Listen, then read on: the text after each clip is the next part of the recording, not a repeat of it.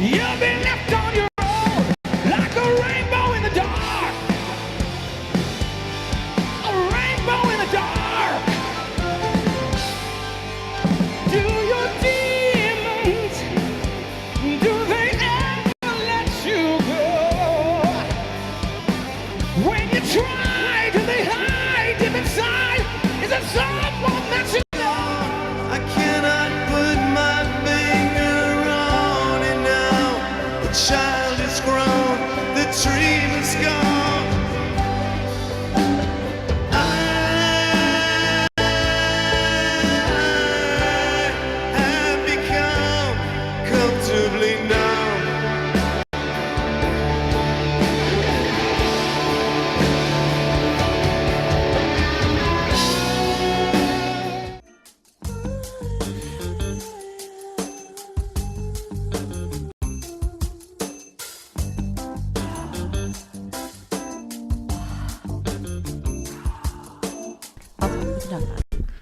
Hi.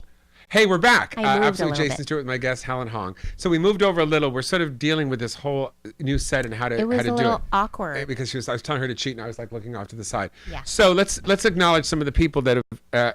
Robin Cloud. Robin Cloud. Love Hi, Robin. Robin Robin, are you in Cloud. New York? Tell us if you're in New York. We like you. And then Tommy. miss you. Oh, I love Robin.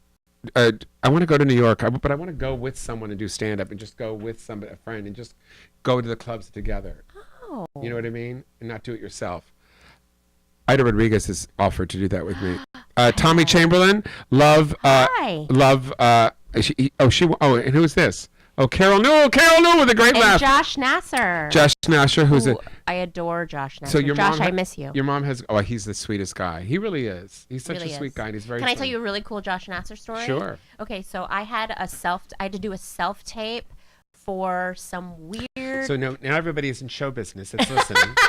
So I have self-tape is to- when you put yourself on tape and you send it to the producers, directors, or casting So it's an directors. audition. That's how I got Birth of a Nation, was through a self-tape. Incredible. Yeah. Incredible. Right in my own apartment. It's an audition that you don't go into an office. You have to do it at home by yourself. Mm-hmm. And I had a very complicated self-tape for, like, to be a really cool host at, like a Comic-Con type event. Which is really hard to do because you have to do a whole thing where there's people in the room and there's no one there. Yeah, Just and not you only that, so Josh. like the self-tape involved, like there was all this copy, like all these words, the script. They gave me a script and I had to read the script. It's a lot of dialogue. And then I had to then do a separate chunk that was like showcasing my personality. So off script, just like, off the cuff conversation. So anyway, it was a very involved self-tape that was like 3 different sections and a lot of dialogue and a lot of... Josh Nasser literally spent, I'm not kidding, like 8 hours. I went to his house. 8 hours? 8 hours helping So how many me times with did you have this. sex? All right. Good night, everybody. And he says your mom has great dating advice? No, she's terrible. She just says, find the Korean doctor. Does she really still feel that way? That's it. No, I think at this point she's given up. She's like, you're either lesbian or something is wrong with you. So, Did she really say that? yeah. I mean, she doesn't say that, but I think that's her feeling. Oh, my she God. She suspects I'm a lesbian or she suspects I'm like anti-sexual or whatever. What's Well, that? apparently she phrase? doesn't It's know like about you. non-sexual or something. Yeah, she doesn't know about, how much I love dick. Let's see. Oh, my. Okay, great. She has no idea. And Paul Elia, my good friend. I love Paul. Paul Elia. Paul, I need to talk to you. So call me after the show. Because I got this part and I want to talk to him about it. He's great with help. He's great at learning dialogue. He has a really, what I call the Paul Elia method. And he really Paul helps and I it. have helped each other with auditions for sure. Yeah. You and I have helped each Oh, other yeah, with auditions, definitely. which I love. Yes. Yeah. We've had a lot of fun. And we had our little group for a while of reading and stuff. And that was fun. Yeah. But this is boring to them. But people on this show this is our little boring little lives. Yeah, this is insider talk. Insider backstage. So Blunt Talk. When you got that was so exciting. I died. Yeah, Patrick Stewart show. Patrick Stewart had his own series for like 30 seconds. No, it was 2 seasons. Yeah, it was 2 seasons, That's but it not felt 30. like 30 seconds. Yeah. On the Stars Network, which And you were- literally 8 people watched, which is why it's no longer. But I grew up being obsessed with Star Trek Next Generation and Patrick Stewart. I am not kidding What when you I talking say... about, Helen? I'm Helen, not- what you talking about? I am not kidding when I say I have had Move the sexual fantasies about Patrick Stewart did you? as a youngster. And And I got cast. So then when I got this, Tell the people what the part was. I played the kindergarten teacher of his young child. Because, of course, Patrick Stewart's character on the show is nothing like Captain Picard. He played this philandering. Oh, my God, there he is. That's like that picture is my prized possession. Look at how cool. He really is sexy, but I look exactly He's so like him. sexy. I look exactly Oh, he's such a babe. Yeah. Right. I love babelicious older. Ooh. I look not sexy. You look sexy. Okay, so Patrick Stewart and I spent like the first day. We were in this kind of long involved scene, and so we just spent all day like hanging out and chit chatting in between. And I'm telling him about my stand up and stuff. And then the next day I get to set and I work with him. He goes, Helen Hong, I watched all your videos on YouTube and you're absolutely brilliant. And I melted into the fucking floor. But it wasn't Helen Hong. It was Because Helen Hong. It's almost Patrick like he knighted you. Yes. Patrick Stewart watched my clips on YouTube and told me I was fucking brilliant. And I like literally sank into, I was like, this is not happening. But also your Sank into character the has floor. a little thing with him. No. Don't you have some sort of little outfit that you wear occasionally? Yeah, I wore a little sexy outfit, but unfortunately Patrick was not on set that day. My character eventually hooks up with his next door neighbor who's a porn producer. Oh, I thought it was Patrick. No. Okay. Oh my God. If I had any sort of sexual thing with Patrick Stewart on the show, I'd be like, I would have never washed my lips again or my hands or anything. I would have been like. So what was it like to work with Amy Schumer before the whole thing happened? Did you know Amy? I knew Amy. She Amy did- and I started stand up together, Did actually. you? Yeah. What was she like? She was lovely. She was always that funny and sharp and talented. And I remember, oh my God, it was me, Amy, and another girl that we started with in the basement of the Gotham Comedy Club. The old one? The old one. Yeah. No, the new one. The new one? There was a basement bar. And, They have a little open mic thing in there, don't they? yep. Occasionally. And we were sitting around plotting about how we could get more stage time. Like, that's how long ago I've known Amy Schumer, when Amy Schumer couldn't get stage time. And we were like, how do we get more stage time, I guys? love that she's Like, a big star. Should we start a show where we do stand up in our bikinis? Like, we were like thinking of all these stupid cockamamie ideas to try to get stage time because we were committed. You know, we wanted to But get I love good. that she became a really big star because she's not, and this is, how do I say this without sounding weird? You know, it used to be that character actors, that's the best way to say it, character actors were able to be stand-up comedians, women. And all of a sudden this pretty girl thing happened. And where you don't have to be as funny. And I think that's because you're pretty. And the same thing's happened now with guys. It's the cute guy thing now. Yeah. And I think I agree with that. This is our stuff. Yeah, a lot of sitcom actors are like, do Yeah. And you even know why this is funny? Yeah. You're just reading words. Or you're just not as, you're not really what we used to have on shows. Yeah. It used to be just really, really funny people on Yeah. television and sitcoms. And they get to go to soaps and be the cops and lawyers and doctors. And now it's gotten all mixed up, which maybe is good because we get to do dramatic stuff. I mean, look at, Better Call Saul. I mean, Yeah. he's so good on it. So good. Yeah. So good. Yeah, and there is a What did you mix-up. do in it? I'm sorry, go ahead. The fact that Patrick Stewart got his own show and it was a comedy, like a ribald, Well, there is that this is raunchy happening. comedy, and he's known as a Shakespearean actor, and then somebody found out that he was hilarious. Yeah, Well, he's a it's stage great. actor too, so he can do anything. But his comic timing is so Well, 'cause good. he's been It on was the Seth stage. MacFarlane who found that out. Oh, really? Seth MacFarlane discovered because he put him on Family Guy, and he was hilarious. But I think a lot of people that do theater have done both. There's not a difference. When you study at RADA and all those things in London, there's really no difference between doing comedy and drama to them. Whereas here, everything. I mean, you got to, and you worked on Parks and Recs at Amy's show. I didn't work with Amy, but yeah, I worked on Parks and Rec. You I went- worked I with wonder- Aziz Ansari and What do you Adam think Scott. of his new show? Oh, great. It's really interesting. It's great. It's not a laugh a minute, but No. I feel like that show, like comedies now are not, they're more kind of reality based, and they're not supposed to be a laugh a minute now. I sort of like it. Yeah. I mean, there's some great that scene in the first season where he splits off with the girl at the bar, and it shows like the different ways of guys walking home versus girls walking home. It's such a potent examination of like male privilege. Like when you walk home, you don't have to worry about being raped or murdered.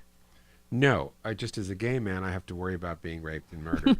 Just murdered or beat up. Yeah, not necessarily true. raped. Yeah. Yeah.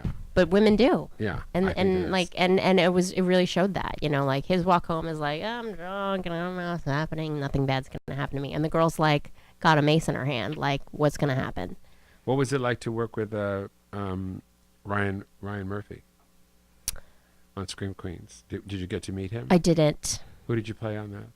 I played a very small role, a phlebotomist, but I did work with you can actually say phlebotomist, which I think phlebotomist. I mean, I never even knew it was a word until you just said it. Phlebotomist is someone who takes blood. Oh, I thought it was someone who was a bottom. I thought it was just a fancy word. Hello. Good night, everybody. Hello. Oh my God. Phlebotomist. And you got to work on Togetherness, which was one of my favorite all-time shows. Oh yeah. With, which is like the Duplass brothers. All improvised.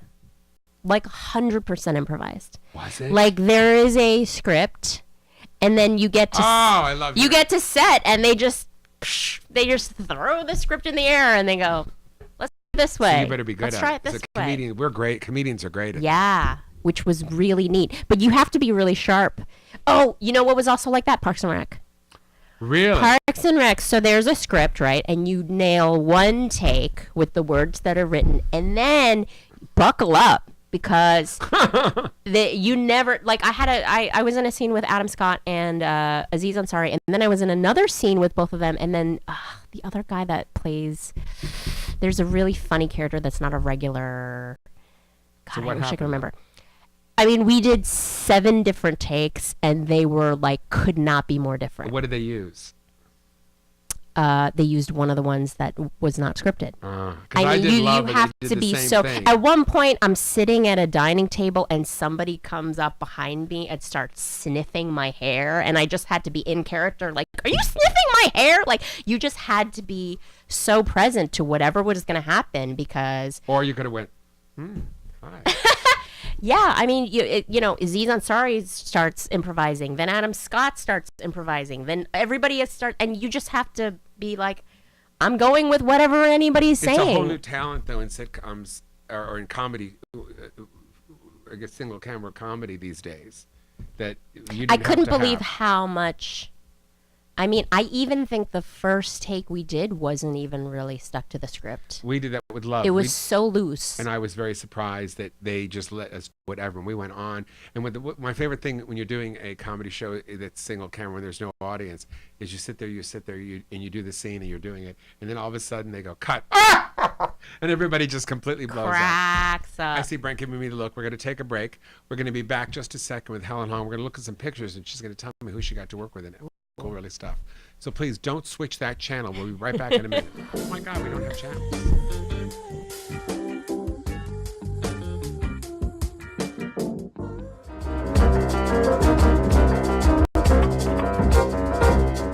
And I am so fortunate co-hosting with me the owner of Hidden Streets of London, wall broker and urban art promoter, Danny Wood. What's up, Pearl? How's it going? It's good to be back.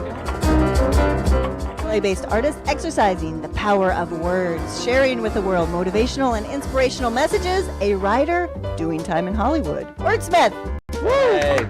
LA-based artist working on an international stage to spread positive messages paired with zany imagery. Meg Zaney. Getting read on a daily basis all over the world, and for a writer that's just living the dream. So of course, I'm putting you up can say words that mean something to me, and the fact that they are resonating just with so many people Makes or just you with just the build masses. you. Yeah. Absolutely. Yeah. I actually thought superheroes did street art. Zany Miss Zany. What's your deal? Wow. I left the corporate world. I was there for 8 years, and I just was kind of like, fuck it, I don't want to be there anymore. That's- Quit being a jerk to myself, basically, and Don't be a dick. Famous British red postbox, right? Now I'm guessing there's no permission given that. No. So part to do with like the monarch in terms of Elizabeth. So maybe that means she's a fan of street art. I don't know. Shouts to Liz, our queen. Yeah. How do you do the wave? What? Do you, Oh, no, it's you like know how a- to do the Wrist, wave. don't know. wrist, elbow, elbow. I You don't don't know. I got no idea. You don't know how to do the wave? Fuck would I?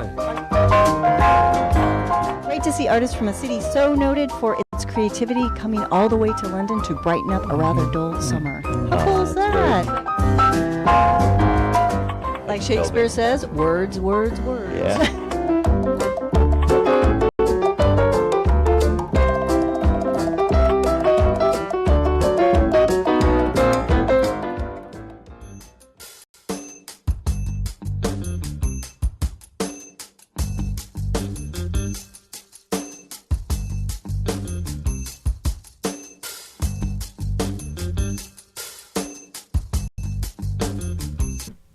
Hey, we're back at Absolutely Jason Stewart. I was just having this moment because I got this job, but I can't really tell you. He what just it got is. a job and it's really cool. I got a 2-day job. I'm offer. excited for him. Can I say it? I guess I can say it because it's an No, offer. I got- wouldn't. I wouldn't. Why? I'm Until I do it? I'm superstitious about that stuff, and I think things fall apart until. Oh, I always say it because if it Until falls it apart, then you airs. never get to talk about it. No, I'm really superstitious. I'll wait till about that I'll stuff. wait till I actually do it. Yeah, yeah. I'll tell you guys in a couple It's weeks it's really because cool. I won't be on next week It's because a I'm really- actually shooting it. Yeah, and a it's really with cool cool show. people. Yeah. Okay, I'm doing a scene with somebody really famous who's an action star. So I'm so excited I completely forgot what I Yay. said. Let's look at some pictures. Let's look at some pictures okay. and see what Helen. Pictures. What's that? Yeah, this is my segment called This What's is That? me. God, I don't like this. There's something on my face that looks really weird. No, you look handsome. Oh. It's over. Oh. Oh, What's that? this was me in the like I don't know what you call the bow at the end when you do When a you sitcom. do a sitcom for folks at home, what happens is that all the characters come out like in a play, and you take a bow. Yeah, when you do a sitcom like Two Broke Girls, which is what that's from. That's a big one. It's like a play. It's literally like a play. There's an audience, and you do all your scenes, and then at the end, the audience applauses, and everyone comes out, and we take a bow together. So that was me and the cast of Two Broke Girls, which were great. I mean, those two girls couldn't be more lovely. They're so inviting. You know, one of them, sometimes the blonde, used to be Joan Rivers' assistant. No. Isn't that a great piece of information? Oh, she knows all the dirt. Oh yeah. She knows the dirt. Beth Bears. Yeah. Yeah. They're both great. They're so lovely and really inviting and warm. Sometimes you know, if you're a co-star or a guest star on a show, people aren't very nice to you, like the stars. Well, it's not that they're not nice. It's just I think it's that you're like it's like you're going to someone's house for dinner, and sometimes they're paying attention to you, and sometimes they're not, and sometimes they're just so involved in their lives. And there's so many actors that kind of crank through. For them, it's like, you know, a warehouse situation where it's When I like, did Will Grace, new they one. couldn't have been nicer. I remember them. Oh, that's great. But you also I saw love that they hearing were that. really involved with their own stuff. I love and hearing nobody that. likes to rehearse, which I hated on all those shows. I can tell you shows where, like, Two Broke Girls, everyone was so nice. Bones, the entire cast of Bones, so lovely, so warm and generous. I mean, they were coming up to me and being like, thank you for doing our show. And I'm like, are you kidding me? Thank you for having me on your show. Like, you guys are a hit. Let's see another picture. Oh, I love this photo. This is Arsenio Hall and Cristela Alonso Oh, I didn't recognize her. She looks so different in that picture. For in some front reason. of the gentleman's bathroom. For some reason, in front of the men's bathroom at the Comedy and Magic Club. By the way, I'm at the Comedy and Magic Club tonight. So if you're anywhere near Hermosa Beach, come and see me tonight. What time? 8 o'clock. 8 o'clock. Comedy Magic Club. Yeah, Hermosa Comedy Beach, Magic Club. which is around an hour out of LA. Yep. It's about an hour And not outside far of LA. from Long Beach. Yeah, that's true. Yeah. South Bay. They call it South Bay.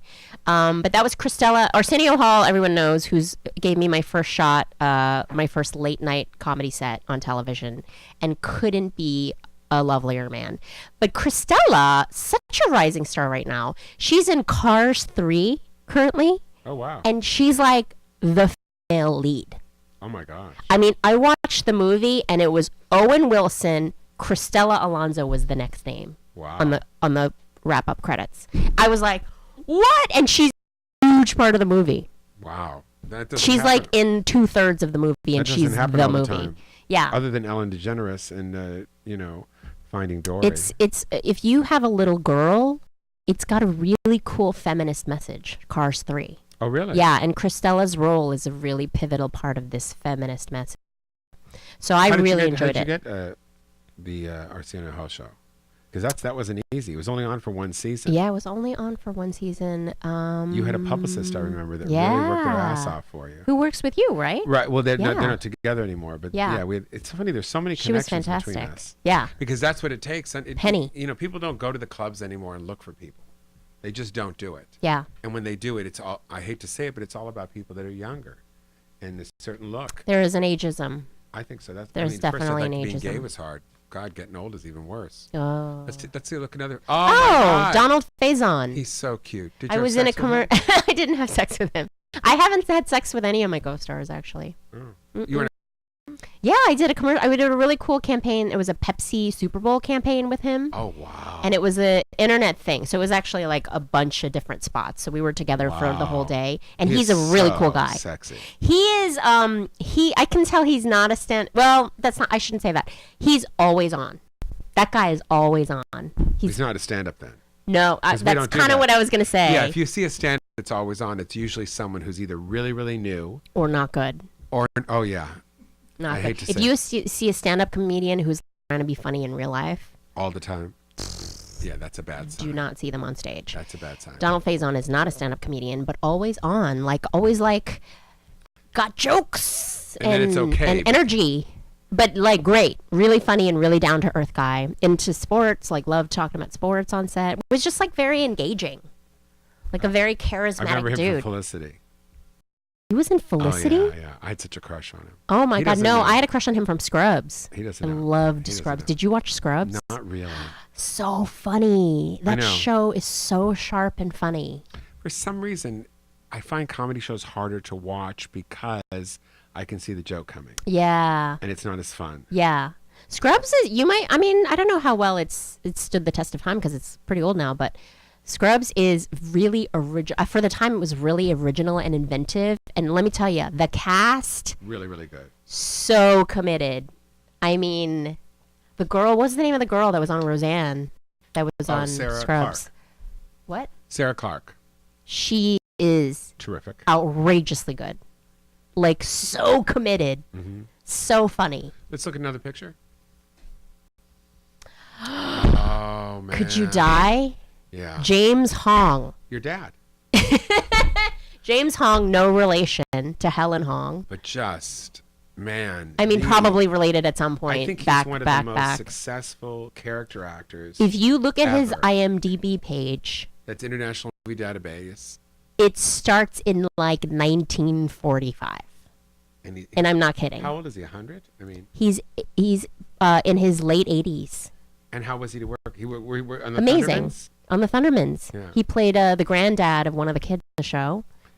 Lovely. So fun. Still has the comedy chops. Can nail the joke, knows what the joke is. But it really says. I mean, he's 88, I think. So, he definitely had to take it easy. After we ran through a scene, he'd have to sit down and take it easy a little bit. But man, when the tape Camera started goes rolling, up, when the yes. camera's rolling, sharp. Isn't that wonderful? Sharp in I there. love that. And Show it really next. nice. Oh, that's it? The other one was Jason Stewart. I mean, was The other one was Jason Stewart. We don't want to show Jason that. Stewart. Jonathan. I'm sorry. Jonathan. Who? Patrick Stewart. Ah. We already got that. Patrick Stewart. Love. Oh gosh. Yeah. So you've got, who is out of all the shows that you've done, because you've done, so many episodic. Which one was the one that you felt that you really nailed it? That you had one of your best acting experiences that you really grew on. I feel like my whole experience with the Thundermans, and I know it's weird because it's a kid show. What's the one you've been on the longest? I've been on the longest and I've grown the most, for sure. Because when I started on the Thundermans, it was 5 years ago, 4 to 5 years ago. I was such a green actor. And I've learned a lot over the years, and I feel like the last few episodes that I've done, you can tell the difference. I'm not just willy-nilly this crazy wild character. There's actually thought and intention to some of the jokes and some of the scenes and stuff like that. And you've watched the kids grow up. I know. It's crazy. The lead kids who were 14 when we started were this big, and now they're this big.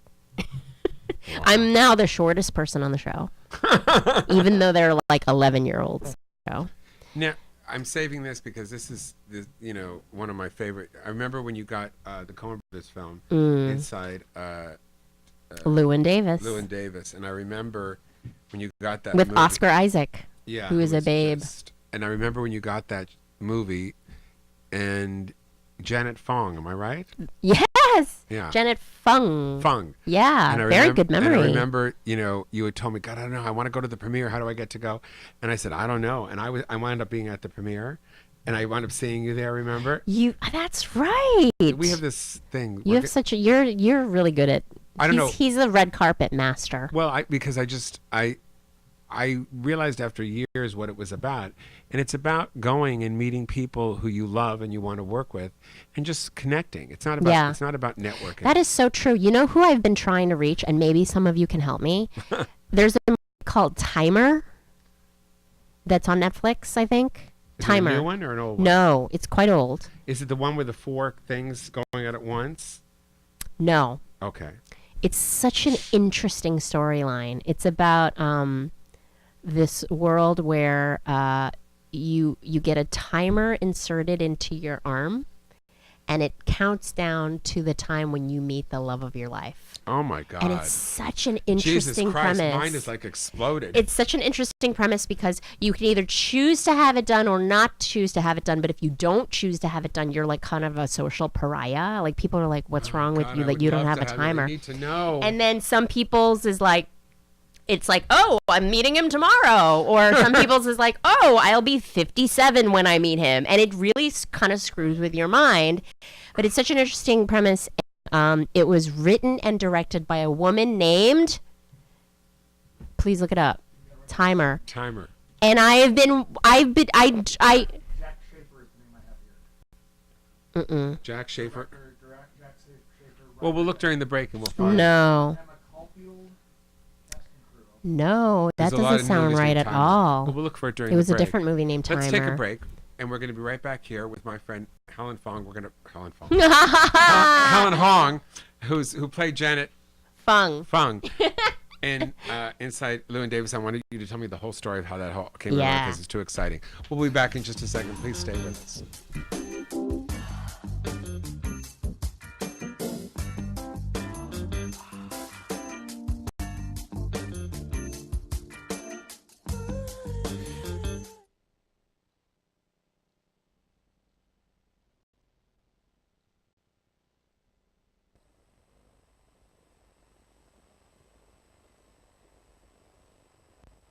I like to sing, dance, pretend, and I like to have fun.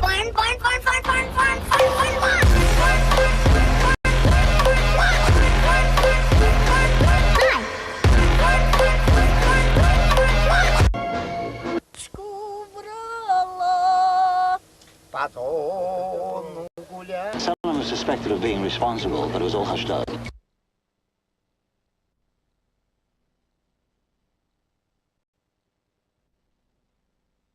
I start.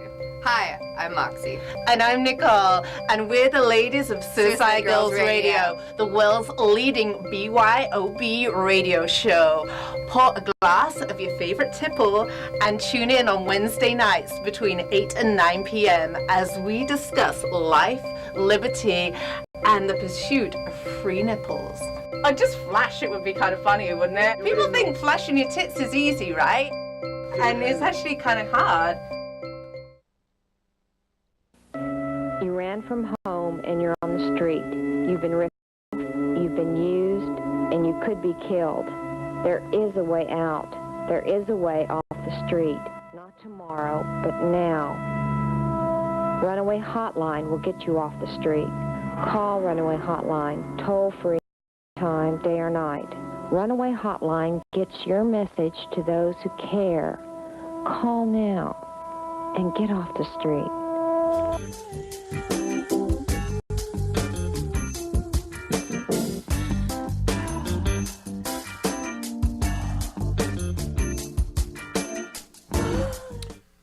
We've gone way over our time. Talking to you is like just sort of hanging out. So cool. Inside Llewyn Davis. Wait, can I finish from the last segment? Oh, yes. So I watched this movie on Netflix called Timer, with a really cool premise about like a thing that counts down to when you're going to meet the love of your life.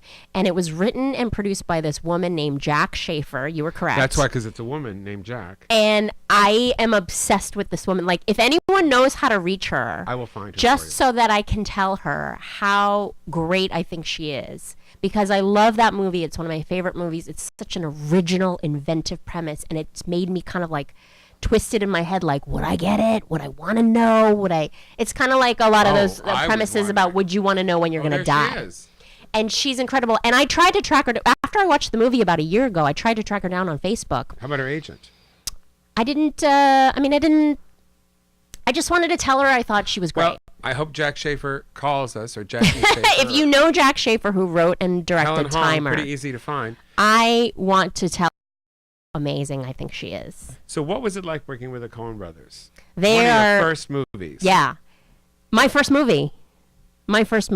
Yeah. That wasn't animated, which was, an animated movie's not really like, you just kind of talk into a microphone. It's a different experience. And you played the wife of? I played the wife of I play an academic. I play one half of an academic that goes to dinner with Oscar Isaac's character, Llewyn Davis, the lead. Oscar Isaac, by the way, the loveliest guy ever, down to earth, and now he's completely blown up. He's blown up. He's in Star Wars, for Christ's sake. Talent. But the Coen brothers. He did that movie with Madonna that she directed called I. That's right. Time ago. Edward and I think it is something. Yeah. Like that. And that's where I saw him first. I thought, God, this guy. He's fantastic. Yeah, he just had this The incredible. Coen brothers. The scariest thing about them is once they cast you, they don't really give you a direction. Which I'm a comedian, so I need feedback, and I'm like, am I doing it right? I can do it faster or slower. More Jewish. I could be Jewisher. I could be more Asian. I could be quieter. I could be timider. I could be louder. I wanted some sort of feedback, but I think they trust their actors. And so I was in a scene with like 5 people, and the only direction they gave was to Oscar Isaac. Which was? Who's the lead. What did they give to him? I don't know, because they just kind of came over and whispered. So, but what's really interesting is that is chat. direction to you, because when the lead actor changes what he does, change and be listening to what he is, because you can get your performance from another actor. You know that, right? That's true, although I'm not sure if I knew that at the time, because it was my first movie. Yeah. And so I just kind of stuck to what I did in my casting. Oh, I couldn't even remember at the auditions what I did half the time. That's the worst thing that happens is, what did I do? Does anybody remember? Yeah. You know, yeah. That's I always, and then when you get offered something, it's even scarier because you're like, oh God, what did they see that they liked? Yeah. Who am I? Yeah. But they were great, so cool. And another. So I went to the premiere, and with the guy you were dating at the time. With the guy that I was at the time, correct? You have such a good memory. I don't usually. And Jack. No, it wasn't Jack. One of the Coen brothers, the younger Coen brother, came up to me and said, hey, you know that joke that you do where you say your name Helen is unfuckable? I don't agree with that at all. And I was like, oh my God, the Coen brothers think I'm fuckable. The Coen brothers think I'm fuckable, and watched my set, like even more than thinking I'm fuckable, watched my set on YouTube. You know, YouTube. People are secretly watching my shit on YouTube, and it's like mind-blowing. Bruce Daniels is listening to our show right now. Bruce Daniels, we love you, and thank you for that text. Actor, you know, and he's sitting here listening to our show. He just wrote me a text going, it's Jack Schaefer. I never even knew, that he watched the show. Yeah. Ever. And thank you, Bruce. And he's great. We love you, Bruce. He's a sweetheart. So funny and talented. And well, I cannot thank you for, being on the show. Thank you for me. I absolutely adore you. It's an honor and a pleasure to... I don't kiss on the lips. Oh, I don't either. Because, you never know who has, the herp. Oh, well, okay, thank you. And on that lovely note, I don't have the herp for that people at home. He doesn't have the herp. But it was really great having you on the show. I don't know. Until next week, everyone, take care. Thank you. Bye.